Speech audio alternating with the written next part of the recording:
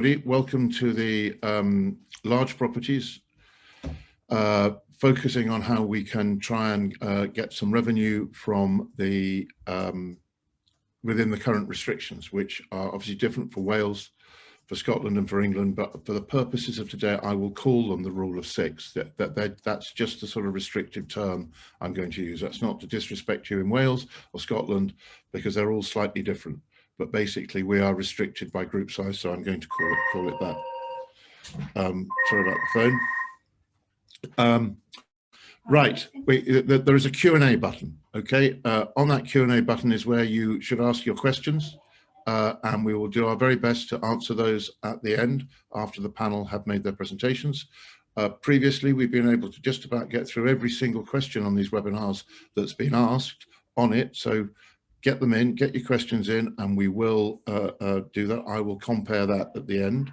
I'd like to thank the panel. I'd like to thank particularly, starting with Robert Kennedy, Director of SuperControl. They've been a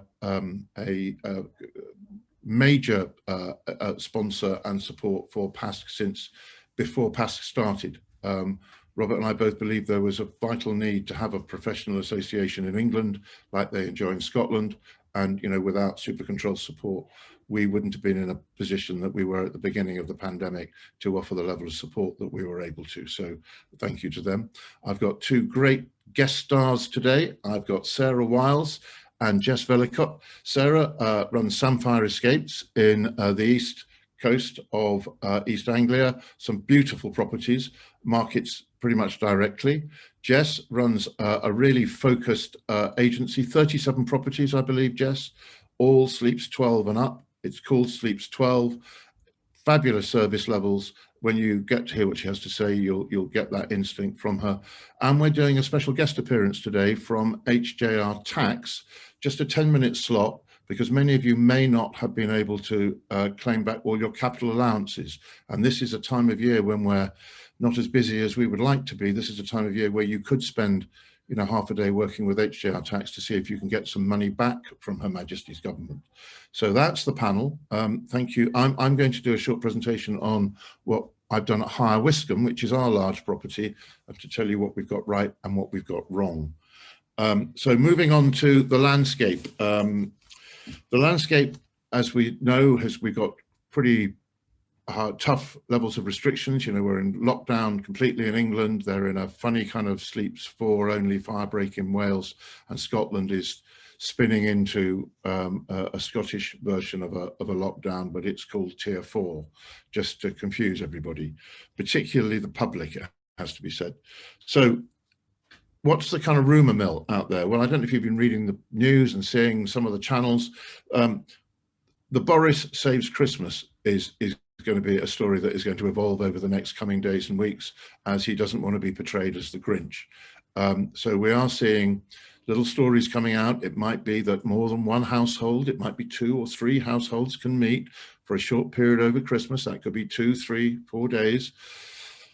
We don't know whether that's going to happen, but what happens is the government feeds these things out. They test these things to see what the reaction is. And so obviously we're reacting very positively to that, because that would be a game changer for everybody on this call.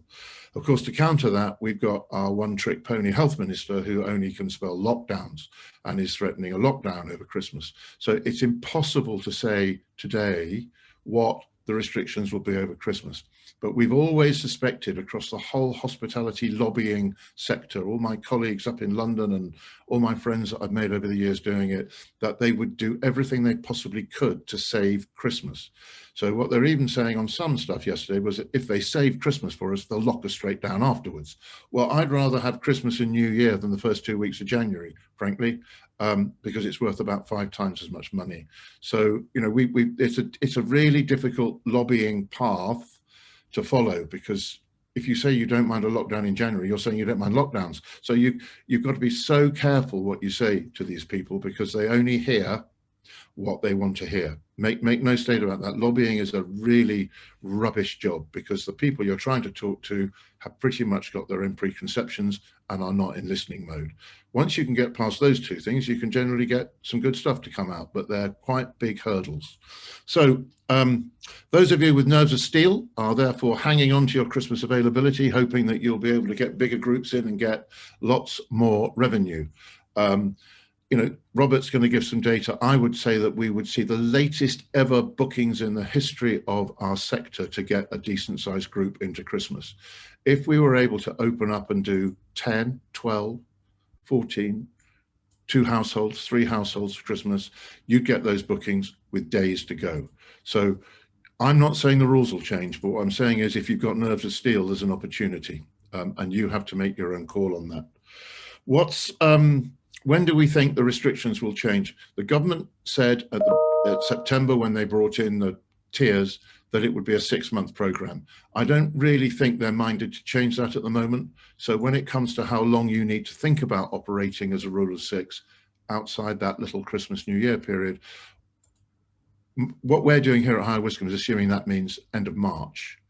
You know, we're not trying to take big bookings before the end of March, because we just think we're going to end up having to cancel them. But beyond March, April onwards, we are. I believe that there will be a national uproar if we're still in lockdown a year after it all started.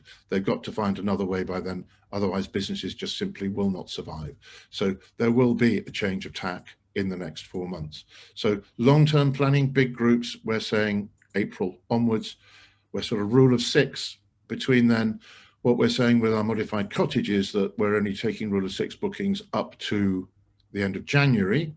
So we're just doing it on a rolling basis, and we're not keen to take a Christmas booking right now for the nerves of steel thing that I covered earlier.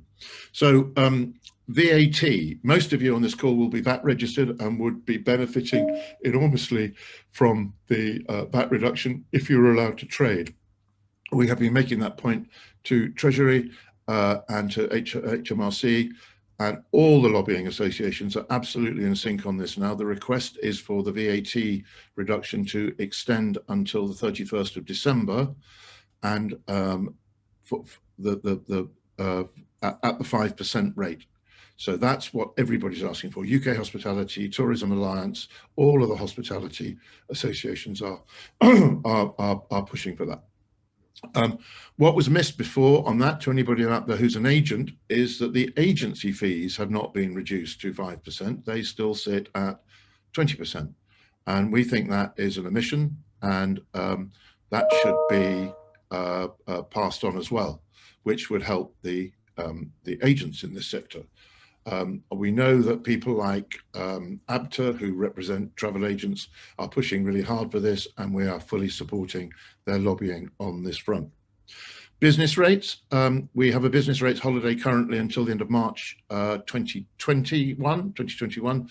The ask across all hospitality lobbyists is for that, and retail is for that to extend until the end of March 2022. There isn't much pushback at the moment from government on the extension on VAT and the extension on business rates holiday. Both of those two things would probably mean more to most of you than some of the tickly little grants that we get.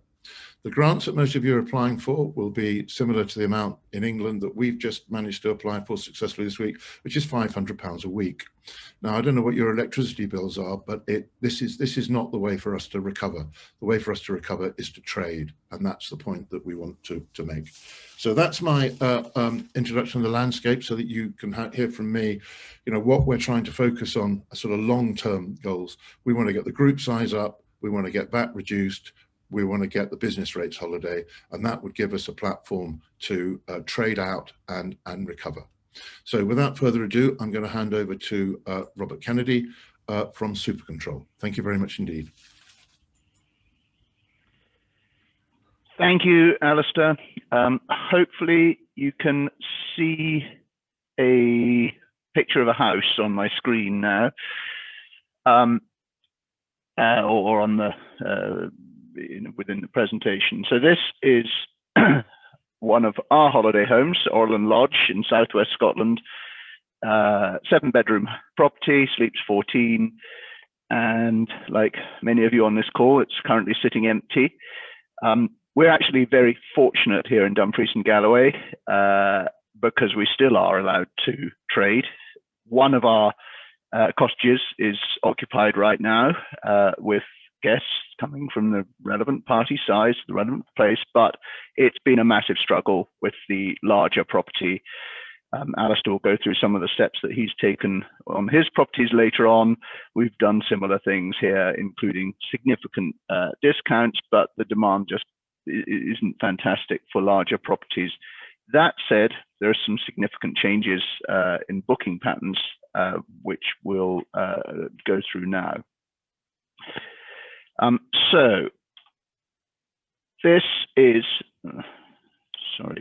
a graph of pie chart of all the properties by capacity in SuperControl in UK properties. So it's about 30,000 odd holiday homes of one description or another. And you can see here that the vast majority are in this orange and blue segment. And those are properties from up to the capacity of 8 people. That smaller segment, increasingly smaller as we go up in terms of the number of people that a property sleeps, indicates, which we all know, the reason that large properties are not a white elephant is because there's a small supply, and in a normal times we have good demand for groups wanting to book in those larger properties. I've sort of determined that a capacity of 10 is what I've called large for some of the slides that we're going to look at in a second, but you know, that's a moving feast here. Effectively, the cutoff comes after about 9 people, which, you know, standard 4-bedroom house, then it becomes a slightly different thing. But we have to bear in mind that we have got a small portion of the overall market, and when bookings go back to normal in one respect or another, then we will see that demand coming back for our properties. And actually, looking at my next slide here, which is evolving that breakdown of the percentage of total properties. So we see here the percentage of the total properties is much greater in this between 1 and 8 people.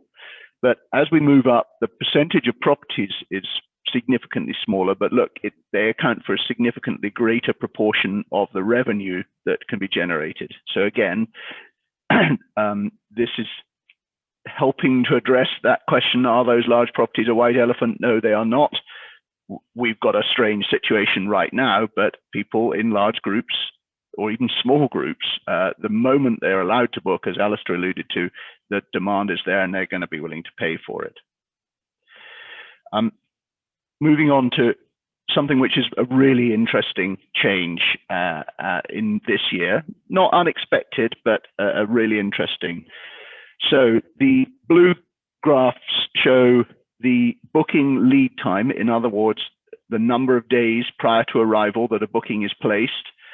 And for properties sleeping up to 10, you're looking at a sort of 90 odd day booking lead time. That has come down a little bit in 2020, but nothing dramatic. The change hasn't been dramatic there. But if we look at the larger properties, where, as many of you will know, guests organizing groups and celebrations need a bit longer and typically book further ahead. And in normal times, back in 2019, that was essentially double what the smaller property lead time was. And look what's happened during this year. That has come right down.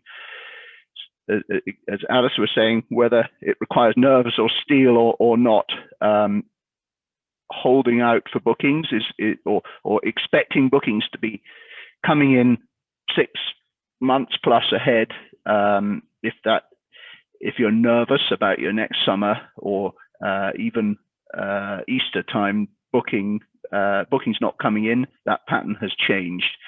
Whether this is going to be a permanent change or not, booking lead times have been falling over time, but this is certainly something that is very significant, gives us some hope in this time that if, as Alistair said, even Christmas, the moment we get a sniff of opportunity, people will book. With our own property, we're holding out for slight changes so that we can start to book it rather than focusing on big discounts. The smaller properties are booking still, and there's enough capacity for people to focus on those smaller properties. Last slide on data. This is forward bookings. So as of today, what the forward bookings look like for 2021. Now, this is how relevant this is. And I was trying to compare it with previous years, and it was a nonsense. So this isn't necessarily significant, but it gives us a snapshot.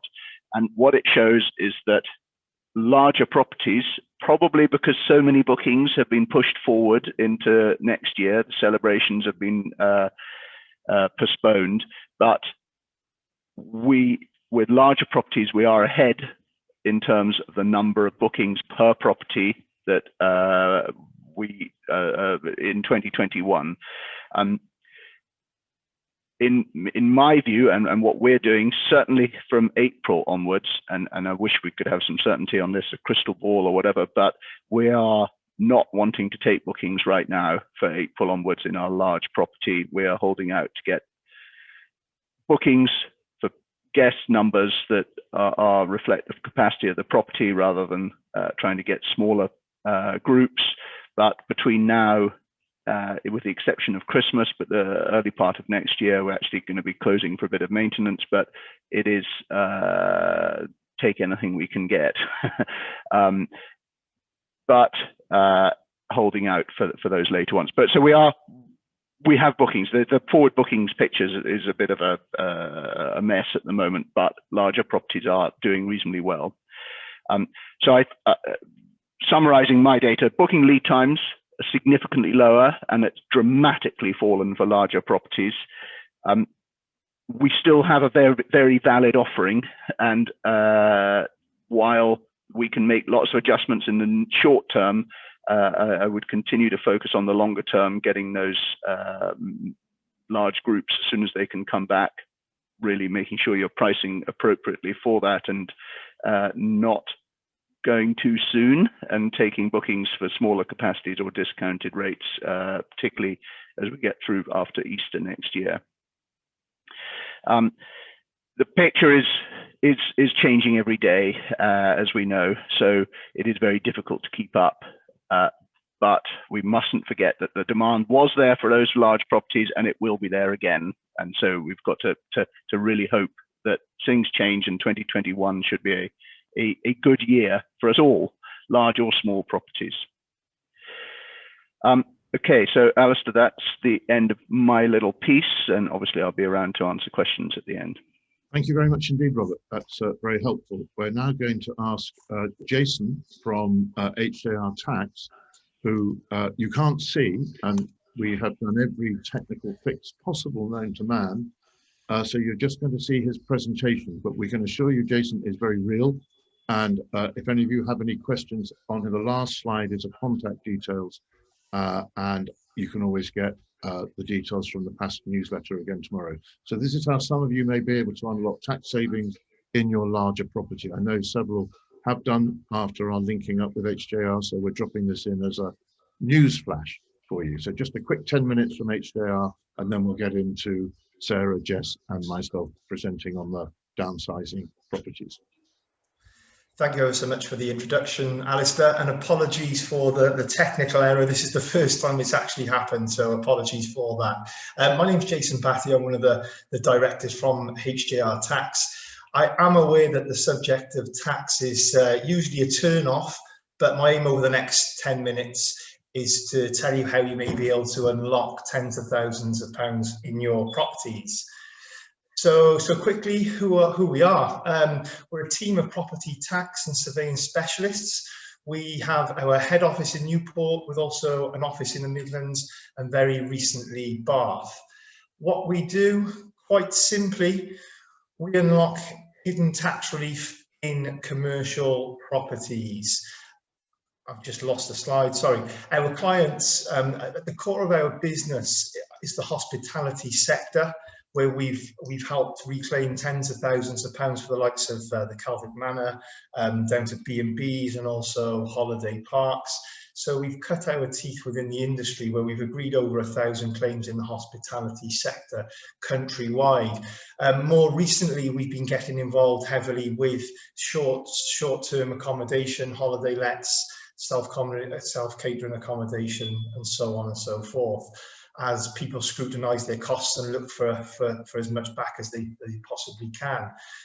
Typically on a monthly basis, we identify and claim over £4 million worth of unclaimed capital allowances that have been overlooked by accountants and property owners. So what are capital allowances? I mean, most people will be familiar with capital allowances. It's a form of tax relief that you claim when you buy assets for your business, known as plant and machinery. These are also known as apparatus of trade. Capital allowances can be claimed on fixtures in a building also. So for example, if you bought a new light system, heating system, you can claim capital allowances on that, as most people will be familiar with. The definition of a fixture is defined as plant and machinery that is installed or otherwise fixed to a building. A description of land has become part in law, part of the building or other land. Now that's the jargon side of it. But one of the best kept secrets, and one that is widely overlooked and misunderstood, is that you can actually claim capital allowances on fixtures that were in the building when the building was purchased, when the building was acquired. So I'll just repeat that. When you bought your property, you were entitled to claim tax relief on the embedded fixtures that were in there when you bought it. Now, embedded fixtures include things like your heating system, electric system, ventilation system, and much more. And this is widely overlooked, as I said. In self-catering property and holiday lets and so on, these fixtures typically equate to around about 25% of the purchase price. And this results in tens of thousands of pounds for owners. Now, this is even if the property was purchased as a residential property, if the property was purchased a long time ago, and even if the original fixtures have been repaired or replaced. So how much can you save? How much are you entitled to? For example, if the property was purchased, if it's owned by a limited company and you purchased for £400,000, for example, we would expect to identify around about £100,000 as qualifying fixtures. In turn, that would offer the owner around about £19,000 in future tax savings, an immediate cash rebate up to £4,900. If the property is owned by an individual, you're looking at around about £29,000 in tax savings and a cash rebate of up to £5,900. High rate taxpayer, £49,000 and £10,000 as a cash rebate. So there's some substantial amount of tax relief available for owners.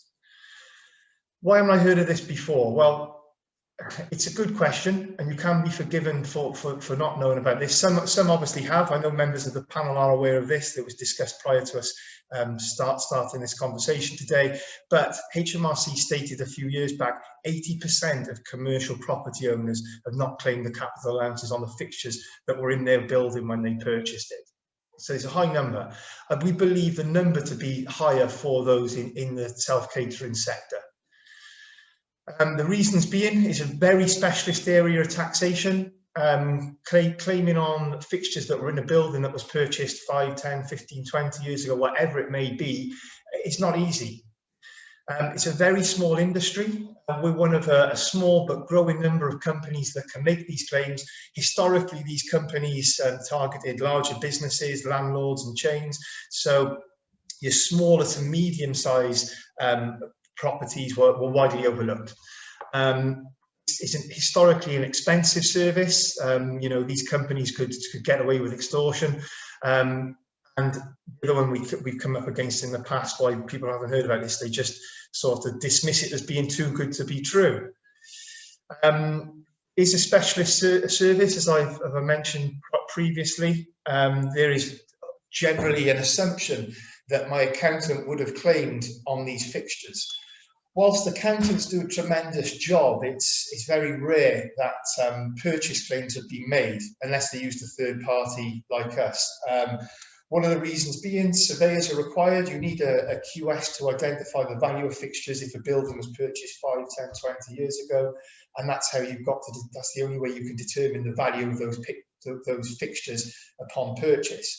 Of course, cost information. If the building was bought, or the building was built from the ground up in recent years, you would be able to provide your accountant with the receipts, with the cost information to claim the capital allowances.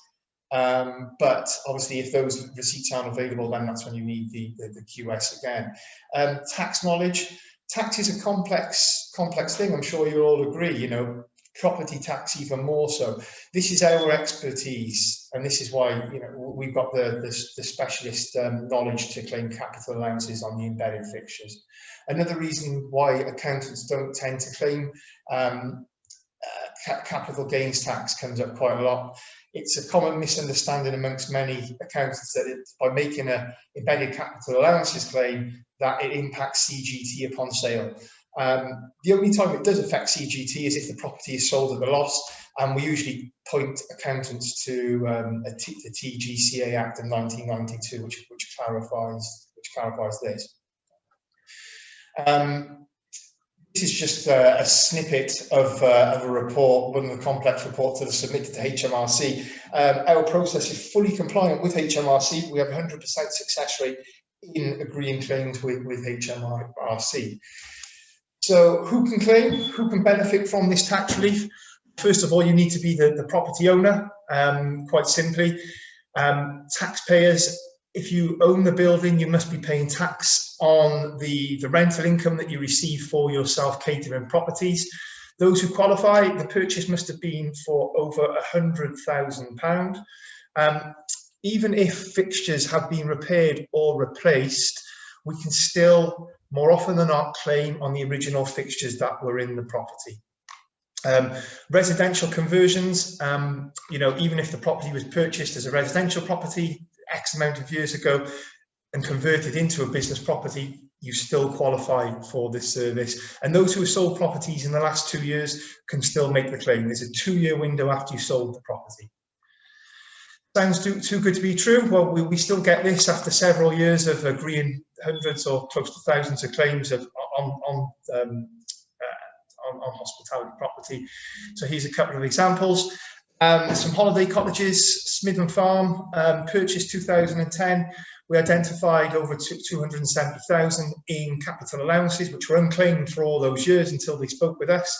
And this created a pool of future tax savings of over £100,000 and a immediate cash rebate of just shy of 25,000.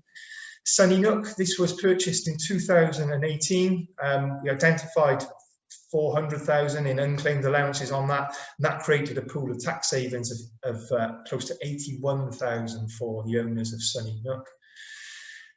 Beachmount Holiday Apartments, again, purchased in 2002 and sat on, you know, £92,000 worth of capital allowances, which went unclaimed and unnoticed until they spoke with us. And it created a pool of tax savings of 26,000, an immediate cash rebate of £6,500. I've not really touched on refurbishments. I mean, typically, when you provide your accountant with the cost information, they can claim the capital allowances. This isn't the case all the time, however, whilst the accountants can generally have the cost information to hand the claim on the refurb work, in many cases we still see the allowances have not been claimed, and we do offer a free review service on this to ensure that all the expenditure has been captured. In a lot of cases we can uplift claims when we've got all the cost information there to review. So in short, the key takeaways, if you're the owner of a business property, you could be entitled to tens of thousands of pounds by reviewing your embedded fixtures within the building or letting us take a look at that. It's a no-win, no-fee service. I hate using that term, but effectively it is. We offer a review service. If you qualify, we can tell you immediately if you qualify or not by simply giving us the purchase price, the purchase date. We can tell you what you could be entitled to, give you an estimate. We charge a fee upon successful claim only. Once it's agreed with HMRC, our fee would come out with the cash rebate that you're entitled to. We have 100% success rate in doing so, and we have a lot of happy clients, as you can imagine. So if you're a management company, it's a good opportunity to introduce this to your clients and hopefully save them some money as well. Thank you for your time today. It was only a 10-minute slot. Both my information is on that screen there, along with Paul's, who couldn't actually do the presentation today due to unseen circumstances. If you wish to see if you qualify, if you have any questions, please do not hesitate to get in touch with us. The contact details are there. Thank you for your time today. That's it from me. Thank you very much, Jason. So I will be putting those contact details in the newsletter, the PASC newsletter tomorrow. And there will be another appearance of HAR Tax where they will be taking questions on a winter webinar in December. So thank you very much for that. Hope some of you find that useful and that gives you perhaps sight of an early Christmas present. We're now going to go on and I'm going to introduce you to Sarah Wiles, who I've met as becoming a PASC member. She has large properties, lovely large properties, and we've got to know each other through the backwards and forwards and the toings and froings of being an imperiled species during the lockdown and rule of 6. So we should be on the conservation list as large properties. So we're going to find out what Sarah has been doing with her business to survive and thrive. So Sarah, over to you. Thank you very much indeed. Hey, thank you very much, Alistair. So I thought this quote summed it up quite well, really, and I'm sure a lot of you listening, if you're anything like me, have spent the last few months since lockdown worrying greatly about what the future holds.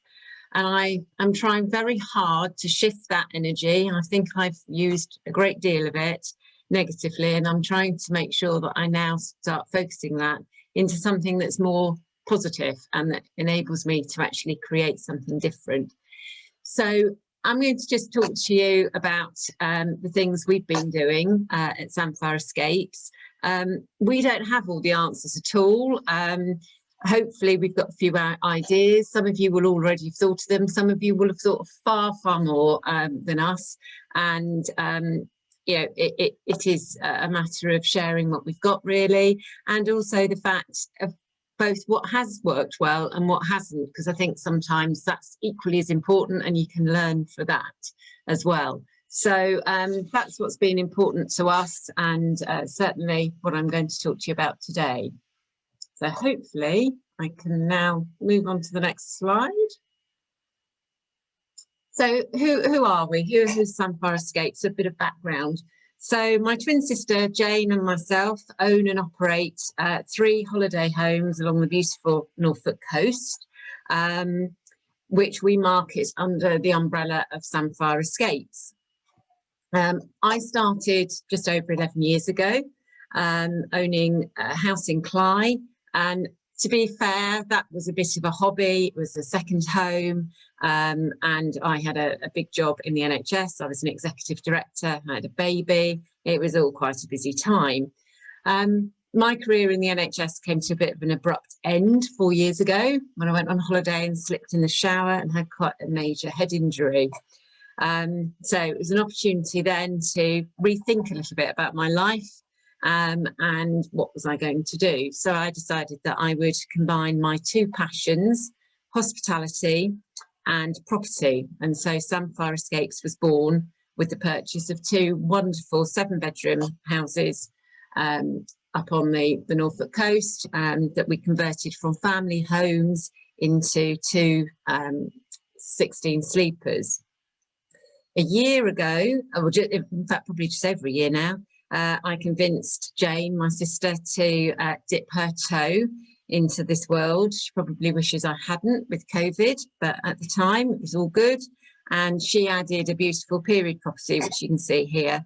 That's a 4-bed, so sleeps 8, into our portfolio. We say the houses are like us, they're the same but different, and we very much use that running through how we run our business, that we have central policies and standards that we apply to all 3.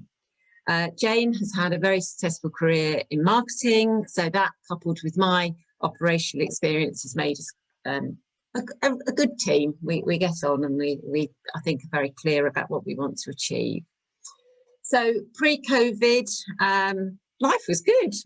We had very high occupancy, very full order book looking forward. And I think it was interesting what Robert said about how people book ahead for the big houses in particular. We had fantastic reviews. We had very happy guests. I could go and watch the rugby with for my son. Not so good on a rainy day, but I'm sure he appreciated it. And what more could I ask for? It was a bit of a dream come true, really. Like all of you, I'm sure, we had a strong business model. We knew our market, and we were really proud of what we had. We had really good, strong occupancy. We were doing the marketing ourselves. We weren't using an agent or agency. And people were not only coming to us, but coming back as well, which is always good to see. We were proud of what we did, and it felt as if it was a positive. So the early days of lockdown were very grim. I think I in particular saw the prospect of my wonderful business failing through no fault of my own. Obviously, having lost one career, I didn't want to lose another one in quite such quick succession. And I did feel very much, I mean, the term white elephant, I think, is excellent. I had many a day where I thought that's exactly what I'd got. Who would want to even buy these big 400 square feet of house on a Norfolk coast as a family home? So, and equally, who would want them as businesses? Because if I couldn't make them work under COVID, then would anybody else be able to? Not that I'm a rocket scientist, but would they be able to be sold? So I decided I had to look at different things and focus on, as I say, how we could salvage the situation. I, like many of you, am paid through dividends. The rateable value of each of my properties was the magic £15,000. So for all but a penny, I lost out. Instead of getting a grant of 25,000, I got 10 per house, which, as Alistair quite rightly said, when you look at the bills that we have associated with these houses, that most guests actually have no idea how much they take to just run them, to just have them up and running and maintained is obviously expensive. So all in all, cash flow was pretty rubbish, and there were deep, dark days. However, I do think we have to keep the faith, and what I had to keep remembering was, in fact, that we did have a really, really good business, that despite everything that had happened and how bleak everything's felt, that when we are allowed to meet as groups, when people can come, guests love the opportunity to get round a dinner table, 16 people. The vast majority of people these days cannot do that in their own home. Lots of grandmas have downsized, and lots of people are living in flats, whatever. And the opportunity just to get round the table, celebrate Granny's birthday, an anniversary or whatever, is becoming so popular. And most definitely, that was the market that we were in. And that once the government once Boris says you can go away and do those things, people aren't going to suddenly stop celebrating. So consequently, the model is still sound and something that we need to do. So, my alternative personally, if I don't do this, is I have to return to the NHS, where I've got to be a CEO of a hospital, which is not without its tensions and stresses, I can assure you, particularly at the moment. So keeping the faith and not panicking, I think, has become my watchword and something that I have to try and remember at all times. We discussed between us all, both my sister and I, but also our slightly, you know, got our husbands involved for the polls of 1 or 2.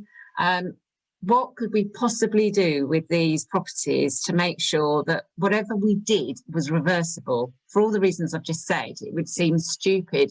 You know, somebody said to me, we've got a 3-storey house, why don't you make it 3 flats? And I said, well, if I make it 3 flats, it can never go back to what it was. And we are very clear that we want people to feel as if they're in a home, that they're not in something which is being contrived into a space that 16 people can enjoy. We want to feel it's a house party as opposed to a hotel type environment or a bed and breakfast. So that's what we thought was really important, to make sure whatever we did could be reversed. So that then made us think, well, gosh, how do we find some reversible solutions that can actually dramatically reduce our cost base? So that when we do get the green light from Boris, we can obviously go back to where we were. I think it's fair to say that naively, I thought that if people were paying less for something, that actually they would treat the houses with respect, and if they'd only paid a fraction of the price, that they would, you know, not use everything. How wrong I was. So I realised that actually when people pay less, they tend to use more, bizarrely. So if a bedroom was unlocked and the bed was made, despite the fact there were 6 of them staying just for 2 nights, they slept in every single bed. So leaving me with the same cost base that I had, regardless of how many people were there. So we've had to do this, the one thing I absolutely did not want to do, which was physically lock down areas in the houses. I hate doing that, but it became abundantly clear that's what we needed to do. And that moves on to the next point, really, about pricing for 6 guests. If you are reducing the occupancy and you are doing the relevant reduction in price, then it's absolutely vital to make it crystal clear to your guests what they are getting within that price. I have had so many people, so many emails from people saying, oh, we're coming to your lovely house, we see it's got 7 bedrooms, and I know it says I know it said that, you know, we would be getting 3 double ensuite bedrooms, but actually, for 6 of us, but actually the kids are really looking forward to it. Could they just have a room each? Obviously that defeats the object. So I very politely go back and say, of course you can have extra bedrooms, and the cost of that will be. And funnily enough, the kids seem quite happy to share, which is quite interesting.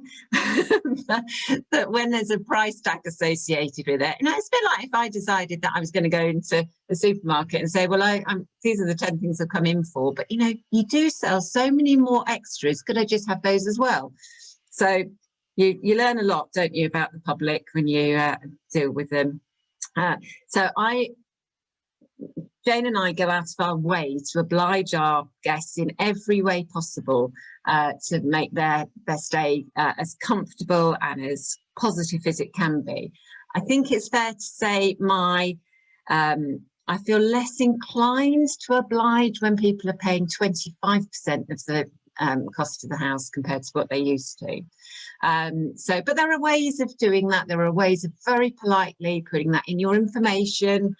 So I do offer extras now. My hot tubs used to be inclusive. People don't realise they probably cost, in reality, something about £75 a turn. Well, if somebody's only paying you sort of £560, £580 for 2 nights, then by the time you've added that in, what's left? You know, I may as well pay them to come on holiday.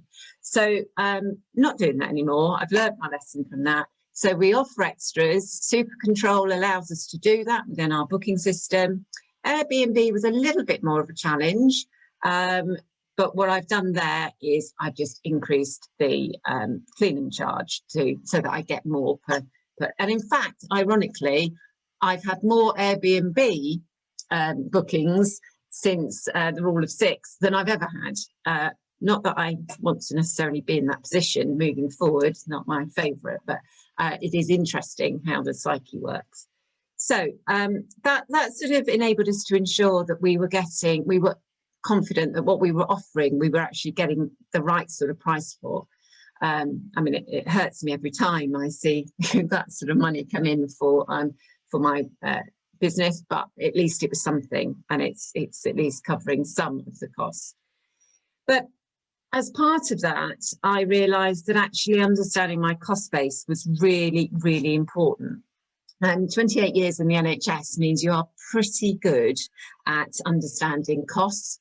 And not that everybody will believe that, but it is true. You do know the cost of everything.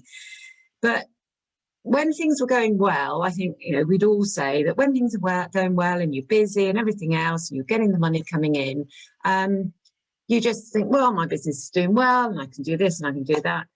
But what lockdown taught me was I had time to forensically look at my costs. Fortunately or unfortunately, because it's not there as the golden bullet for me, we knew all about capital allowances, so I'd already got those. But I would echo exactly what Jason has said earlier. Use this time. If you haven't got capital allowances, get them. It is so important. So, but there are lots of other things, and one thing that I'm very conscious of is the support I get from my little team of housekeepers, gardeners, etc. I don't live in Norfolk. It takes me 2.5 hours to get there. Those people are so important to me. But equally, you know, times is hard for us all, and we needed to have some very grown-up conversations about what we were able to do in order to give our housekeeping teams as much income as possible, and actually get the houses open and operating, versus alternatively we just close the doors, turn the heating off and just mothball them. So we negotiated a fair price with our housekeepers. I came up with a very simple methodology. Now that we lock the doors, I can work out with them exactly how many rooms they are doing. I mean, this is a detailed way of costing, which I know some cleaning companies use, but with my housekeeping teams, this is it. They used to arrive, do their job. They're very good housekeepers. They charged me a rate for cleaning the house, and that was it. But clearly, we had to come up with something that they felt was fair and that I felt was fair. So we've done that. I've also looked at all the utilities, and I was actually amazed at how fair the utility companies were. I rang them all. I explained what the situation was in lockdown, and they, almost without exception, worked very closely with me about how we could drive down the lowest costs, etc., etc. So that is definitely something that was worth looking at. Sarah, can I just, we need to pick up a little, because we've got more presentations and I'm desperate to leave time for questions at the end. Okay, thank you. So the other thing that we did was ramping up our social media, but I know that Alistair's going to talk about that, so I won't cover that. Likewise, looking at having mini properties within your website, and Alistair will pick up on that. And we also will be looking to see what we can do with regarding mail shotting of our previous guests. We haven't previously had to do that with any great discipline, I have to say, but we are going to start looking at that. And also something we've never looked at in the past is loyalty discounts. And I think all of these things, when you're in the situation we've been in, we all have to be very aware of doing things differently to how we've done it in the past. So things that we wouldn't necessarily have naturally wanted to do, we've decided to do that and look much wider at how we apply marketing per se. And on the last point, we've been looking at how changing our marketing strategy, one size doesn't fit all in some segments. We've obviously, when we had big houses that were accommodating big numbers, we would market in areas where big holiday house sites, big cottages, etc., etc. Well, you're not going to be looking at those sites if you can only take 6 people. So it's a balance. You need to make sure, but equally, you don't want to spend all your marketing budget suddenly just paying for the smaller side, the smaller end of the market, when actually your business, when it gets back to normal, will be on the big properties. So it's always, we've found it, you know, a challenge, but we have had to keep looking at almost the cost benefit analysis of that. So they're the things that we have done. I'm conscious of time, so sorry about that, Alistair. We're very happy to share what ideas we've had to date. We're very willing to talk to other people and see what's out there. You know, I do believe there's lots of opportunities that we can look at together. I think we are a niche. I think there is a lot of business out there. So it's not as if we're all champing at the bit for the same tiny bit of market. And you know, let's hope that moving forward, presentations like this, etc., can give us all the opportunity to maximise our business and to ensure that this sector remains viable moving forward, and that we actually are in a position that we can benefit from those opportunities in the future. So brilliant. Sarah, I'm going to have to close you at that point where we've got just under 30 minutes to go now. So I'm going to hand over straight into you, Jess, without further ado. Jess runs Sleeps 12. So you're going to cover this from what you're doing as an agency with clients who have larger properties. So a different take, but some stuff that hopefully we can all take things from it. So thank you very much, Sarah, and over to you, Jess. Good morning, and thank you very much. I'm going to do this quite quickly because I know that others are covering certain items I've thought of, but in you know, anything you pick up on, you can always ask a question at the end. I'm an agent as well as an owner, 2 properties myself, 37 owners and over 50 properties, so small agency. And as an agent, it was very important for me to communicate first and foremost with my owners when this all started, to understand their requirements and how to survive this, and how to discuss how we achieve their survival. For some, it's a secondary income, and I had a few say, please worry about the others, I'm okay. I love them for that. Most were needed to cover their fixed overheads, mortgage, heating, direct debits. It was important to look at whether these could be reduced, and basically what their bottom line was. They needed a monthly return as much as possible to get through however long we have to get through this for. For some, it was important simply to keep their staff employed. Myself are all PAYE. I wanted to keep them employed. There was a knock-on effect to that. You know, very important. For me, it was important to keep the properties heated through the winter. I think there's less maintenance long-term if you have people coming in. We all found out how they can deteriorate when they're shut for 3 months. I found that quite shocking. When we went back in after 3 months, obviously we kept an eye on them, but so for some, it was about just keeping it ticking over. I've always said to any property owner that approaches me that if you've got quality and you can accommodate numbers, that you can always accommodate less, not believing that we would quite be in the situation we're in now and that it would be tested to this level. So I established what my owners needed and what they required.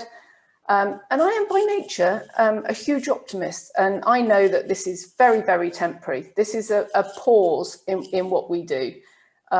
So we don't need to make any huge, great changes. We've just got to finely tune things. Very important to quickly accept the situation, as hard as that is, and find solutions. Our priority: move bookings, refund bookings, and then replace bookings. We have to accept this loss and do what we can do. So how do we replace bookings? The important thing is to concentrate on what we can control, not what we can't control. We have to accept the guidance, the legislation, and that the CMA have thrown us under a bus, which you know, is unfortunate, but we have to accept it. We've got to go back to the drawing board. We've got to think about, we've got to react quickly. We've got to be prepared to react quickly. We've got to have a plan. We've got to put strategies in place and learn from every decision that has been made, you know, which we hear on the television. We have no forewarning. We've got to predict those or have multiple plans in place so we can react quickly. Reacting quickly is really, really important. So first and foremost, who is our audience? Now, the answer is everyone's our audience. They're not going abroad. They want holidays. They want a change of scenery. They'll have holidays they need to use up.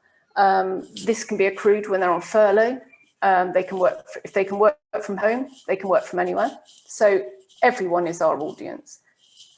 Who have we targeted at Sleeps 12?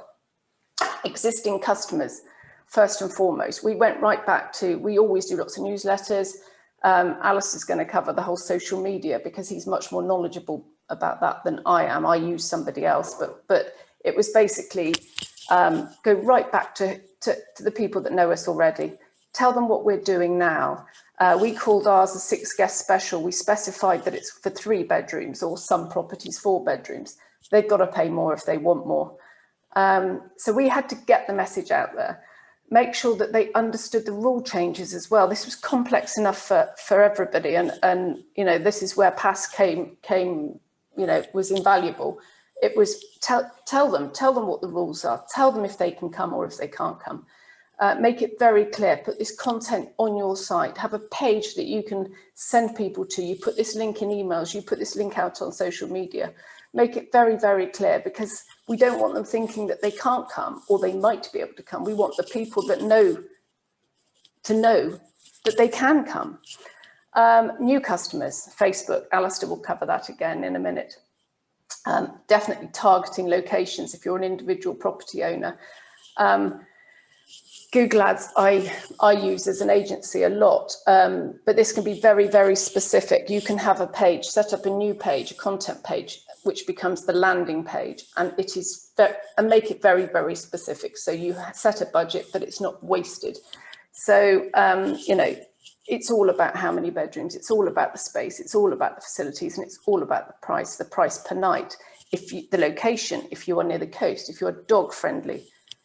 I cannot stress how being dog friendly, how important that is, especially now. You know, this is the family the dog is part of their family. It is so important. And locals, I have had people, and this is important, especially with the tier 3 perhaps coming back into effect when we open again. I've had people, literally my own property. I've had a guy come back to me twice. He lives 1 house away across 2 fields. He can walk to my property, but and he's picking up gaps. You know, I put an offer on. He takes it. Just him and his children. They can't go anywhere else. They've seen it. They've heard about it, perhaps. So local, I think, is really, really important. You know, the big house on the hill. Everybody talks about the big house on the hill. Wow, we could just go there. We can stay there. We can't go abroad. Let's play Lord of the Manor. So I really, really think local, and you can do that by Facebook, because you can be very specific. Flyers, leaflets, put it in a local, you know, your local parish magazine. I think that's a really big one. So it's about getting across what you can do and what you do offer. So again, facilities, value for money, dogs, location. And another thing that I think is hugely important is, once you get an inquiry, once you put all that effort in, it is really, really important. I cannot emphasize this enough. A speedy response, and a speedy response with all the information. Engage with that customer, get back to them as quickly as you can. And this means, you know, this isn't a part-time job anymore. This is 24/7.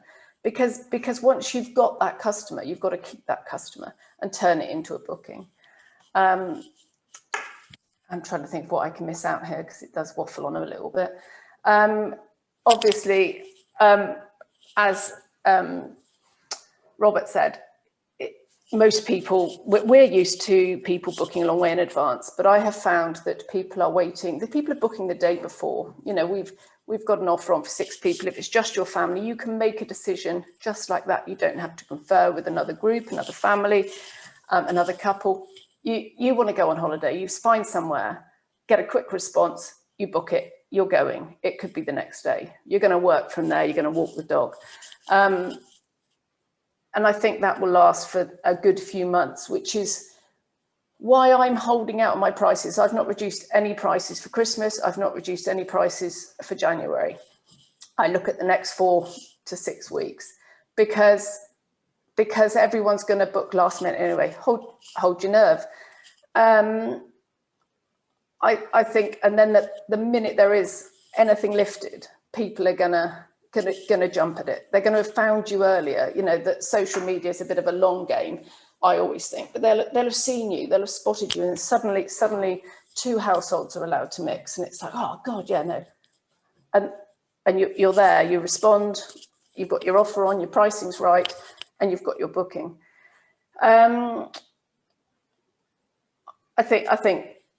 I think we're going to be fine. I think we will be fine. I think we've just got to ride this storm and believe that we've got a very, very good product. We did before, we always will do. So, I mean, I hope that's been given you a little bit of an idea of how I've approached it. Brilliant. Thank you, Jess. Thank you. Right, the questions are flying in, so I do want to get to those. So, Robert, if you could very quickly put my slides up, I will take you through at a canter, and then we'll go straight into questions. So, screen sharing, right, first slide. Okay, so aside from PASC, we have our own business. That obviously helps us connect and understand what all of the members are going through. We invested heavily in our property over this period last year. So we were actually closed from November through to February last year, expanding our large property to make it even more suitable for large groups. So it's been a long, lean year here. So our property we want to focus on is the winery. It sleeps 20, and we've made it so it has living space for 32. As referred to by previous presenters, very high occupancy. You know, we were managing quite well under 2 households. Rule of 6 hit us like a train. That was a massive cancellation off the book for us. So we modified the property. We blocked off half the breadrooms. You know, we sort of suspected the kind of problems that Sarah alluded to would happen, and that we'd end up cleaning 10 bedrooms but only charging for 5.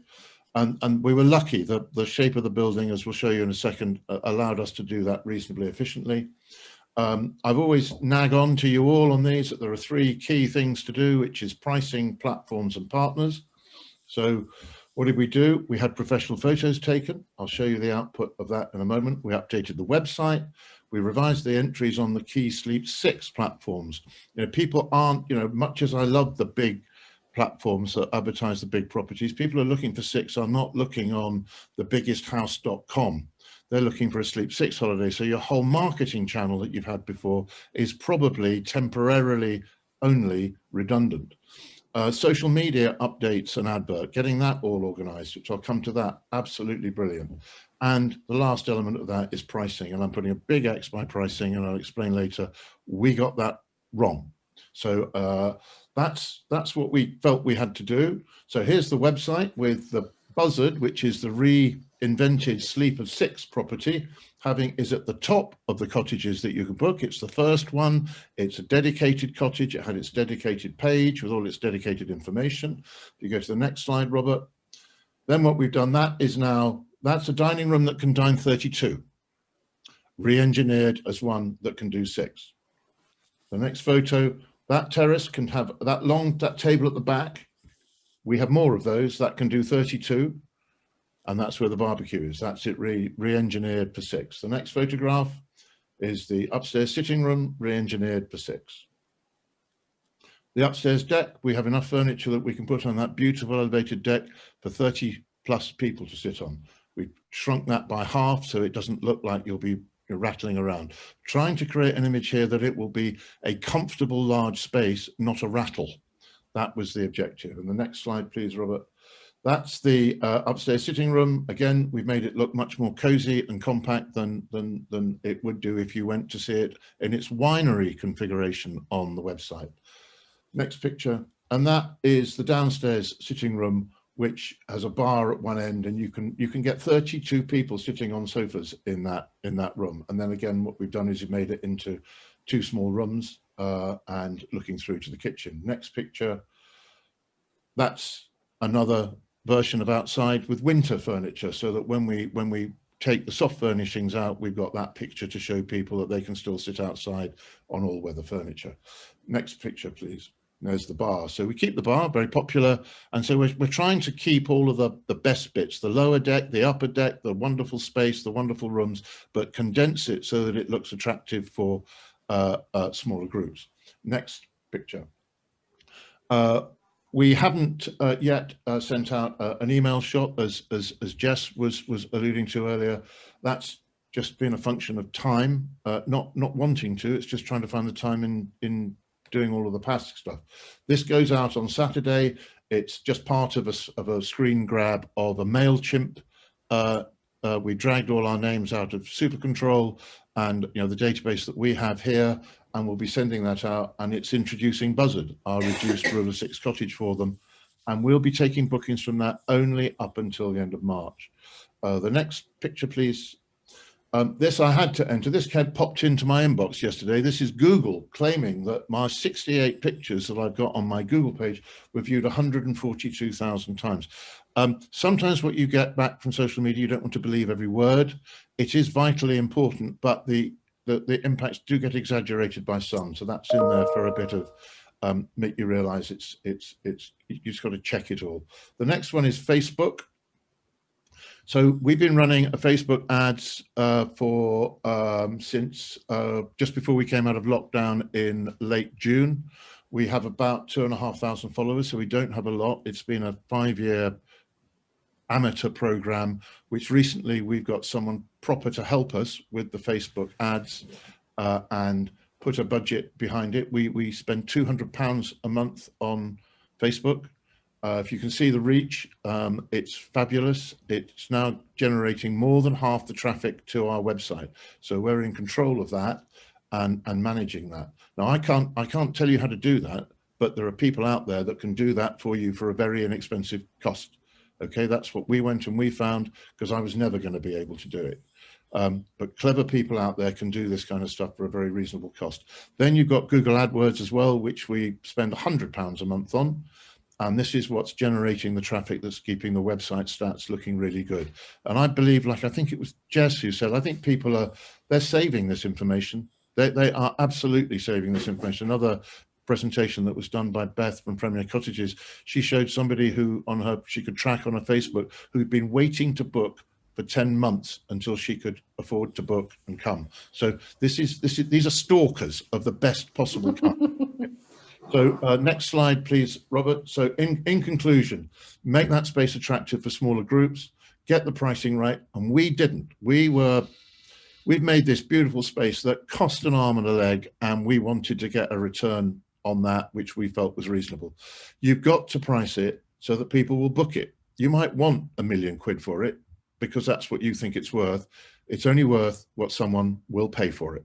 And that's hard for us that are used to getting quite large sums of money for these large properties with large overheads and large investments. But if you don't have the customers that will pay that, you're not going to get any money. If we got our pricing better, we would have done a lot better. Photos, partners, social media. This is what you've got to do. You have got to focus on this. If you get your pricing, your photos, and your partners right, and your social media right, you will get bookings. You've got to decide how long you think to market the property as a rule of 6. You've heard Jess is talking about a kind of rolling 4 to 5 weeks. We have decided for the purposes of a marketing program, we're going to say that's to the end of January. They're not very far apart. We've just got to keep our eye on the rule changes. You've got your database. We haven't done that yet. If we'd done that 4 or 5 weeks ago, we would have more bookings today. These are all tools that are available to all of us inexpensively. Keep your offers up to date. As of now, if you go onto the Hire Wiscombe website, there are no priced offers for Buzzard on there because I haven't had time to go and do them. Inexcusable childish error. But if you don't do all of these things, if they're not all perfectly aligned, you won't succeed. You still have to work flat out to get these bookings, okay? Watch the PASC updates, because that'll tell you when to change tack. So give yourself as much flexibility as you possibly can to change tack. We're hanging on, like Jess and others on this call are saying, we're trying to have nerves of steel for Christmas in the hope that we will get that bigger group, which will give us the bigger income, and good luck to you all. So that's my canter through. I'm now going to start looking at the questions and get the panel to put their mics on. The first thing I'm going to say is I've seen a lot of questions come in for HJR. I'm not going to try and answer HJR's questions. This is about the marketing of larger properties. I will put on Facebook, as soon as we come off this, their email contact details, so you can contact them directly. I'll put them in the newsletter tomorrow, and those guys will be able to help you absolutely find out whether you can get that. I'm going to start with one which is just about the £500 grant, which we got asked. In the newsletters, you should have seen about, in England, the local restriction support grant and the additional restrictions grants. So if you go back to the 13th of November newsletter, it will describe what those are. Your local council should be have all of their details online now. So if you go to your local billing authority or council, you'll be able to find the grants. They'll be on page 1. You'll be able to find them very quickly. If you can't find anything, send me an email through and I will try and wade you through those. So that's just just trying to go through, I haven't had a chance to look at this. You have people saying that they've got guests who don't want to cancel. I've heard this a lot. People are saying, I've got my booking for New Year. I'm absolutely confident that we'll be able to come, and maybe we will manage to form ourselves into one household bubble or squeeze ourselves into 4 skins or whatever it is. You know, all of those excuses people will make. Can you cancel them? And they paid a deposit. The answer is absolutely you can cancel these people. All of the rules are out the window in this. The CMA changed the ballpark, as Jess alluded to. They can't have it. It's not 100% in the favour of the guest. If that booking is currently not allowed, you can cancel it on the basis that it's currently not allowed, and no court in the land is going to prosecute you for doing that. You open that back up and you get the optimum business you can for that space. That's your property to let. So that's that one question that I can quickly answer. So I've got questions about how much to charge for Christmas. Okay, over to you first, Jess. What's that? Christmas in a Sleeps 12. Christmas in a. Ooh, I've done quite well for Christmas. I've held my nerve. I've had people pay £10,500 for 6 people to come to a property, with the agreement that they can bring more. If they're paying full price, they can bring as many as they want, but booking under the knowledge that there are 6 people. I've still got some sitting at 7,000, 8,000. I've reduced I've put on a 7-night and a 5-night option, reduced down slightly the 5-night option, only so that nearer the time, if I want to reduce it, I can. And then if closer to the time, they're able to open up a little bit more, we can then charge more money. So at the moment, I'm sticking to my guns. And there are people out there who would normally be spending thousands going abroad, tens of thousands going abroad, and they're not going, and they're going to want to go somewhere for Christmas. No, I mean, you wouldn't want to be in the ski chalet market right now. I'm getting lots of questions about grants. The £500 a week I referred to is the local restriction support grant that you would get if you're over 15,000 and under 51,000. It's slightly less if you're under 15,000, and it's slightly more if you're over 51,000. But these are peanuts, guys. The way we need to do this is to trade and to find ways to operate. That's, we're all got to be hoping that we get £500 a week for one of these properties. So that's the way to do it. The questions about how do you manage extras? This is one for you, Sarah. How do you manage your hot tubs as extras when a guest doesn't want to use it? What do you do? Do you lock it off? Do you empty it? Do you hide it? What do you do? My hot tubs, can you hear me? Yep. My hot tubs are emptied every day for a new booking, as I'm sure everybody's are. And so if somebody doesn't want it, it doesn't get filled. And that's a pretty good way of keeping them out of them. That's a good, very good and very concise answer. Pricing for next year. People asking about pricing for 2021. Some people are saying they put their prices up quite substantially. Some people a bit nervous coming down through the thing. Robert has obviously sparked that debate by saying that he's holding with nerves of steel for the whole of next year. What's your view for 2021 pricing over what you would have charged in what your 2021 prices have been if there was no pandemic, if you can remember what that was ever like? Jess. Oh, me. I've gone through, I'm lucky enough to not have a huge amount of availability left for 2021 at most of my properties. And therefore, when people search on my site, it shows that there's very little left, which is great because they're panic booking now for 2022. So I am methodically going through and whatever's left available, I'm eking them up. You'll know if you've hit resistance, and I believe that you'll always get a late booking anyway. You can always bring it back down again, but it's certainly worth chancing your arm at this stage. Okay, and Sarah, do you want to add anything to that? I would agree. I mean, I'm full for all of the school holidays next in 21, getting bookings now for 22 and inquiries for 22. That's where I'm going to focus my efforts now, and I will be increasing my prices. I think I need to learn that price flexibility is something that's in your control. Okay, Robert, we know what your position is. You want to add anything to that? Yes, I would. A couple of things. First of all, if you are getting so many bookings for 2021 at this stage where lead times are tumbling, it would indicate that you are too cheap. So it isn't necessarily a good thing to have really a lot of forward bookings. I'd be really brave with pricing.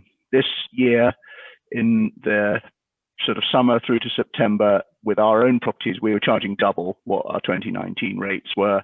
Be brave with pricing.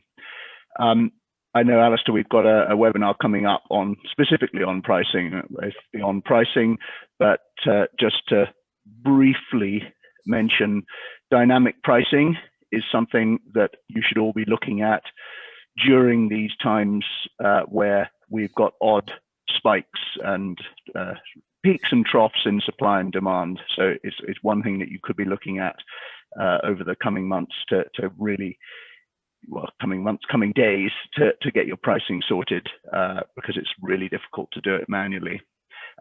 Just the final thing, Alistair, you said you got your pricing wrong. We got it wrong the other way. We were too cheap with our 6-person pricing, and actually there was a question. You've just got to keep fiddling it. Christmas and peak dates are easier because you know there's going to be demand, but for those weekends in January and February, you've just got to keep tweaking up and down until you get bookings. And as long as you've got the right distribution and we're open for bookings, then you should get them eventually. But it's really difficult to figure out what that price point should be. Okay, I'm just going to say quickly 2 things on that. One is we are having a dynamic pricing webinar next Tuesday. That will be in tomorrow's newsletter and on Facebook this afternoon. So we are going to have a dynamic one. So we'll take questions on the dynamic pricing, how that works, what that can do. We'll do that next Tuesday so that we can focus on other things today. I'm going to be a bit of a naysayer now and say, I keep hearing, I'm going to double my prices and my prices are going to go up by. There's a balance to be held here.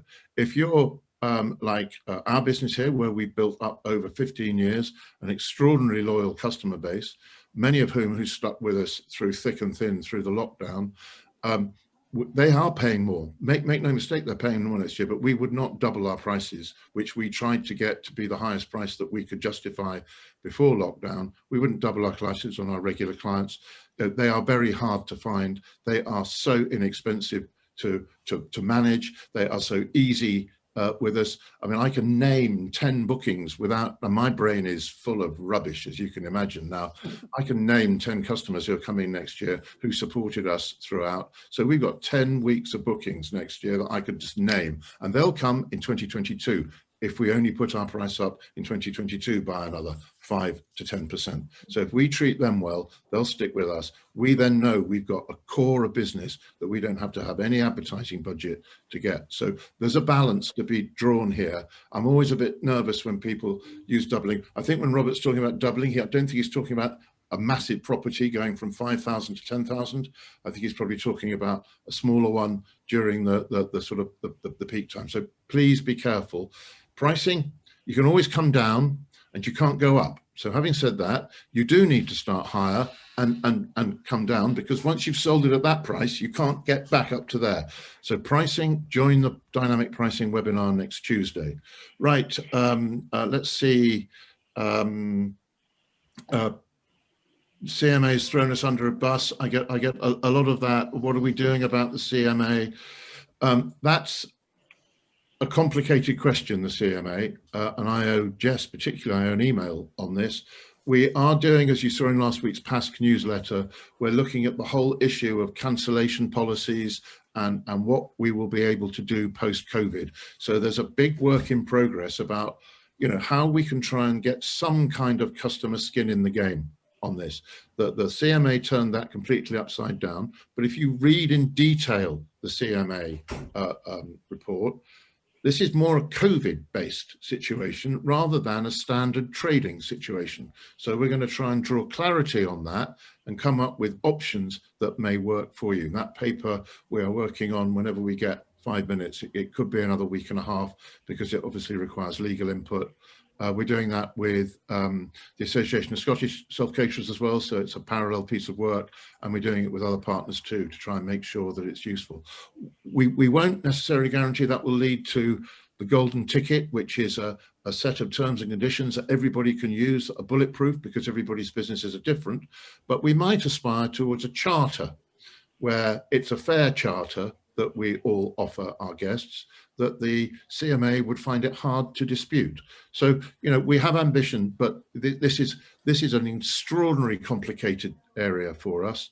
You know, we're not legal eagles. We have to get advice on this because we don't want to give you the wrong advice. So bear with us. That won't be out in tomorrow's newsletter, but we are working on it flat out. So that's your CMA thing. The wedding thing is different. When we transact a booking, the element of work that we do to transact a booking, which is the work that we do, is much, much smaller. If you've shown some people around a wedding venue, you've sampled menus, you've had a wedding dress designer come and show wedding dresses and shoes and flowers and sample bouquets made up and stuff, there's a real cost attached to the booking being made. It is very different in our space, so we can't directly make a parallel to what's going on in the wedding market. Let's have a quick look. I'm trying to get through the questions. I haven't seen a question on this, but I'm sure lots of you are getting this, that you've got more than one property perhaps, or they're saying if the property is split into two, can we have 6 of us in one side and 6 of us in the other side? And we won't mix, honestly, we'll socially distance, it'll be fine, you'll be fine. What is your take on that, Jess? We have a few that are close together.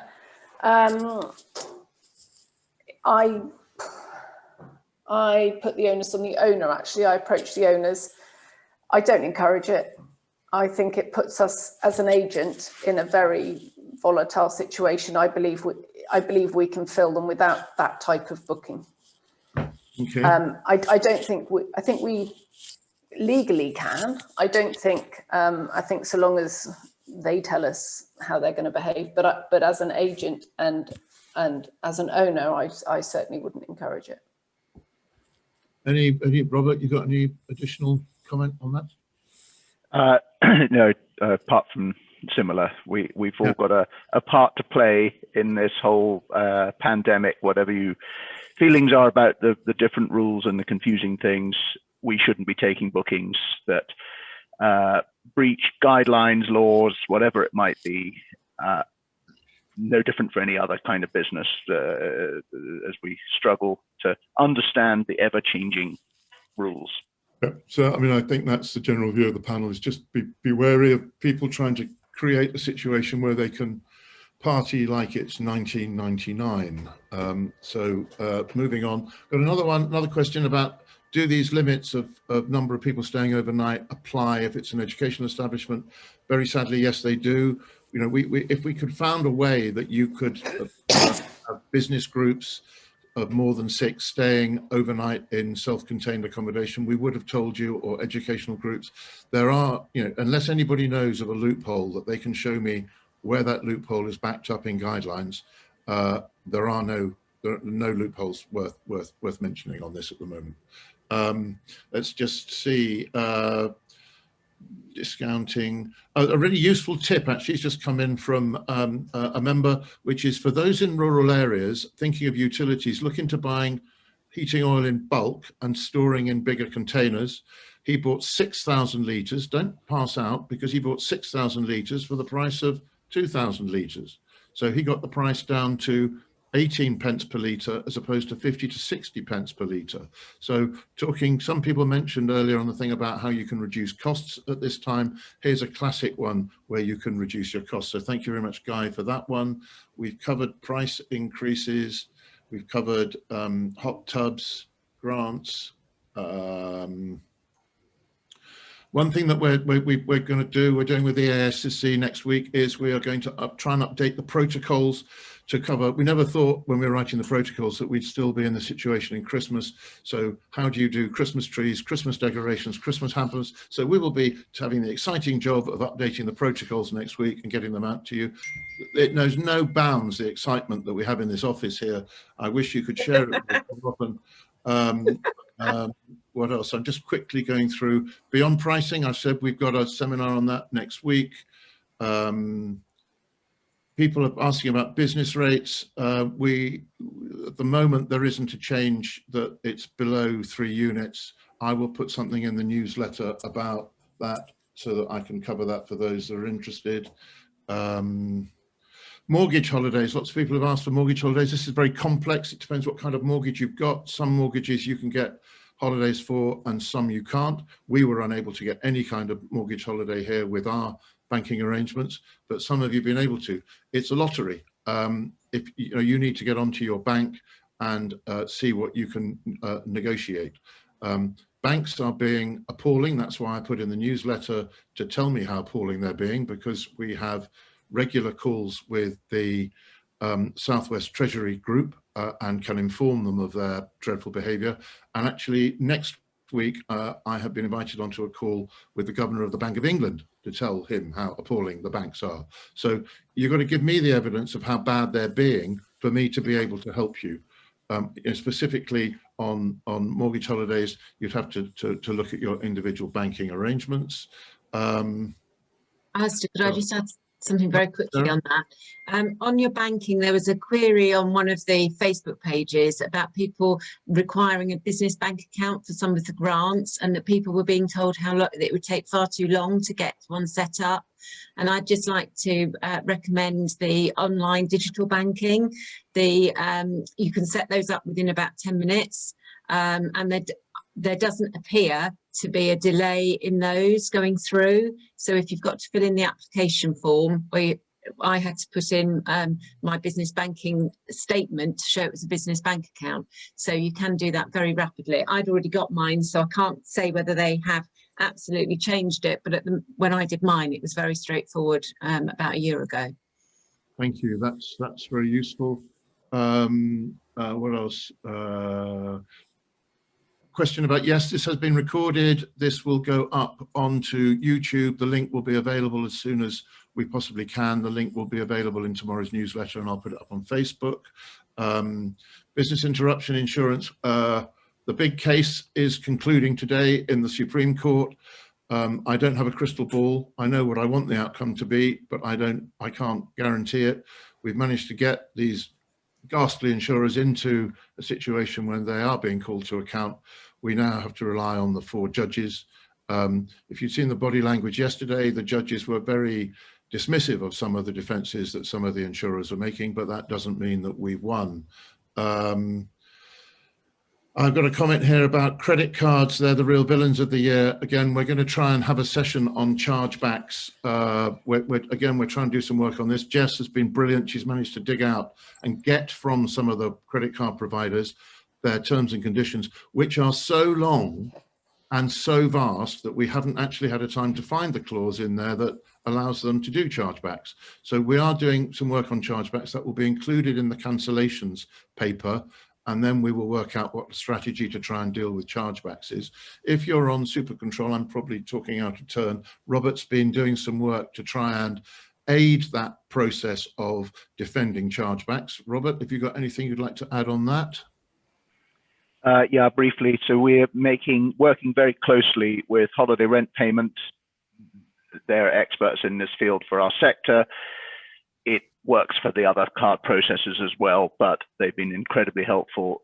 We're redesigning our payment pages to aid with the process of fighting chargebacks, and those changes, in fact, parts of that have gone live just in the last few days, and over the next couple of weeks that will roll out for everybody, as well as some extra information. And then we've also got some dedicated content coming on how you deal with the nightmare of chargebacks. It's something that many people on this call will have dealt with over the last 12 months, and it is massively confusing. Right, just some last questions coming in. This has come through many times that people like EDF are now saying that they don't really want, if you're trying to change utilities supplier, that's getting very difficult for us in our sector. A lot of them don't want to take us on as they think we're a bad risk. So tread carefully. Credit card providers are also behaving very, very badly as well in refusing cover, particularly for people who've had a large number of chargebacks. So again, chargebacks becomes a real issue that we're trying to get involved into this cancellation policy and how we can defend ourselves against them. I did put something in the newsletter last week about a member who had successfully defended completely wrong chargeback from a guest, and they managed to recover the money from the guest and left the chargeback in place. So there are multiple facets to all of this. The trouble is we're left in a situation where we trade on our reputation. And if you've got a good social media following and you've got a good reputation, trashing it for one or two fighting chargebacks is a high-risk strategy. We have got to try and find a way in this cancellations paper of finding a way where there's some kind of equitable balance. I can't guarantee we'll find that, but that is what we are trying to, sorry, classic childish error. We'll try and find a way to deal with that. So I'm now going to wrap up and say, you've heard from Robert, you've heard from Sarah, you've heard from Jess, all of whom who say, as soon as we can get these ghastly restrictions lifted, you will all start to trade again really positive. The appetite for groups, you can see how so many people are trying to cheat to have a group gathering. Imagine what it'll be like when all the really nice people that we normally serve can come. They will come back en masse. As soon as we can get these restrictions lifted, we are going to have a monumental year next year. And let's hope that that's sooner than Easter, if we possibly can. But even if it is as late as Easter onwards, because of the intensity of interest, you will still probably be able to have a record 9 months from Easter onwards, even if we're still restricted in the first 3 months. So let's take on board some of the points we made today. Absolutely, get your pricing, your partners, your social media, your photographs all aligned so that you are in the optimum place to attract as many bookings as you possibly can. And we wish you well. I'm sure we'll see some of you next Tuesday. I'd like to thank Jess. I'd like to thank the team from HJR. I'd like to thank Sarah, and I'd like to thank Robert. And thank you all very much for coming to view. This will be recorded. A link will be in the newsletter, and you'll be able to view this again later, should you want to. Thank you very much indeed. Goodbye. Thank you.